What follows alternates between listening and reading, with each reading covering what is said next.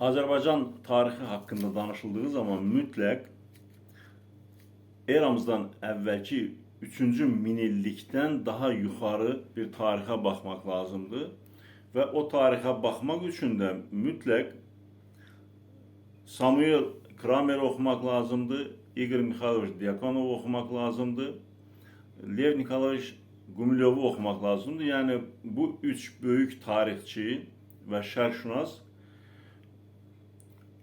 bizim coğrafiyada qurulan dövlətlər haqqında çox geniş və əhatəli, səhih məlumat verirlər və onlardan da mən bugün Igor Mikhailovich Dyakonov'un Azərbaycan Elmlər Akademiyası Tarix və Fəlsəfə İnstitutunun sifarişi ilə, istəyi ilə yazdığı Historia Media kitabından, yəni Medianın tarixi kitabından 489 səhifəlik bir kitabdır. Bu kitab mənim əlimdədir.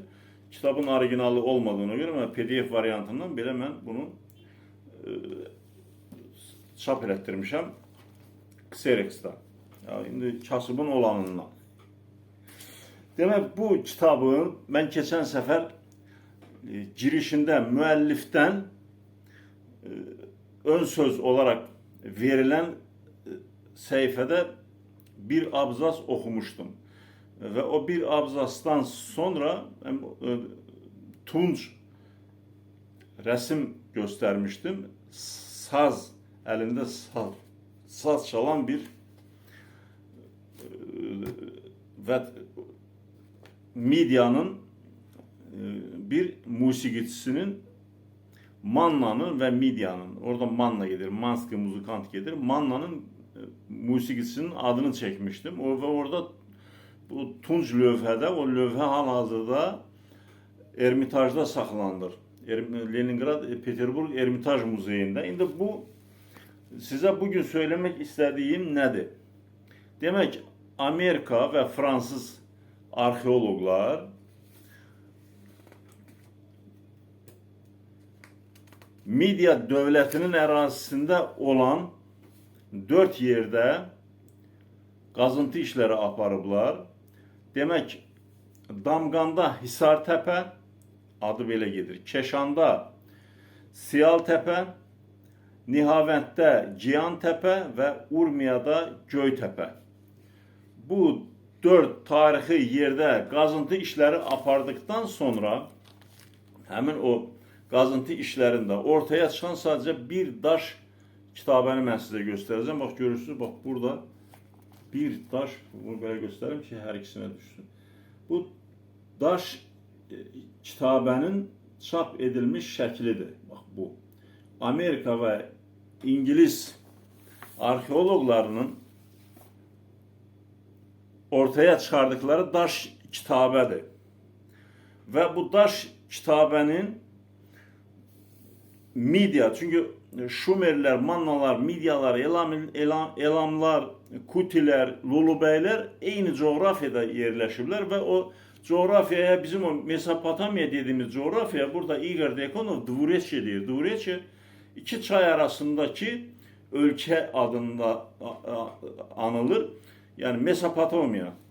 Həmin o Mesopotamiya arasında yerləşən qədim dövlətlərə aid olan daş kitabələri çıxarıb ortaya qoyur və bu gün onlar o təpə harada yerləşir? Biri Qərbi Azərbaycanda yerləşir, digərləri də söz yox, sərhəddin o bir tərəfindədir, Arazın cənub tərəfindədir, amma o yerlərin tamamı Azərbaycan əraziləri adlanıb və Lev, üzr istəyirəm, Igor Mikhailovich Dyakonov qeyd edir ki, Medialıların ən güclü dövrü Kutilərin Mesopotamiyanın cənubunu fəth etdikdən sonra başlayıb. Bax, elə belə də yazır burada, neçənci səhifədə, 10-cu səhifədə, kitabın tam girişində, 10-cu səhifədə yazır bunu Igor Mikhailovich Dyakonov. Kuti boylarının Mesopotamiyanın cənubunu fəth etdikdən sonra Midyalıların çox böyük inkişafı başlayır. Şəhər mədəniyyətində, ölkə mədəniyyətində çox böyük inkişafı başlayır və bu kitab hani o?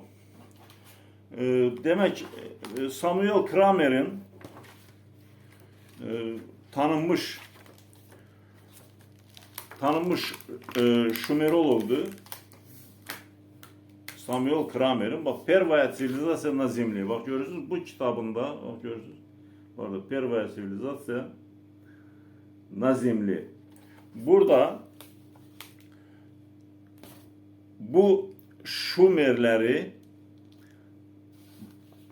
boylar birliği olarak adlandırır. Onu qeyd edir. Boylar birliği. Sayuz Plimyon. Bu tercüme ettiğimiz zaman Rus dilinden Azerbaycan Türkçesine tercüme ettiğimiz zaman bunun adı Sayus Plimyon, boylar birliği. Yani bütün bunlardan yola çıkarak bu karara gelmiyorlar ki Kutiler, Lulubeyler, Elamlar Türk boyları olduğuna göre demek Midyalılar Manna devletinin davamı olarak bir Türk devletidir. Ve bunu da Igor Dekhanov öz kitabında ispat edir. Daş kitabelərə əsaslanarak bunu öz kitabında, bu kitapta, Historia Midi kitabında ispat edir. Ve yeri gelmişken o Kaddusilerden de bir ara vaxt eləyib söhbət açacağım. Bir nefer mənə yazmıştı ki, Kaddusi Talış tayfası olub ve onun da açıklamasını verirdi ve deyir ki, Talışça K ev deməkdir, Dusi de dost deməkdir. İndi eğer mən Talış dilinin qrammatikasını bilmirəm, azdan çoxdan Fars dilində bilirəm və Fars dilinin qrammatikasına biraz hakiməm. Eğer sizin dediğiniz kimi bu Kaddusi Talış tayfası olsaydı, o zaman Kaddusi Dusti Kadi olardı veya Dusti Hane olardı. Çünkü Fars dilinin qrammatikasında bu şekil ifade edilir. Yani mesela aziz dost dediğin zaman aziz dost demirler, dusti aziz deyirlər. Veyahut da ev dostu, aile dostu dediğimiz zaman dustu family deyirlər. Onlar aileye famil deyirlər. Dusti famil deyirlər veya dustu aile deyirlər Ərəbcə. Ve ev dostuna dusti xane deyirlər. Yani burada bir terslik var. Gramatik yanlışlık var. Ya indi benim buradan sırası gelmişken ben bu sözü dedim ki, yani Kaddusi'nin ev dostu sözüyle uzaktan yakından alakası yoktu. Bu Midyalılarla bağlı ikinci kısa videodur. Bundan sonraki videolarda yine bunu ben devam ettireceğim. Bugünlük bu kadar. Allah'a ısmarladık.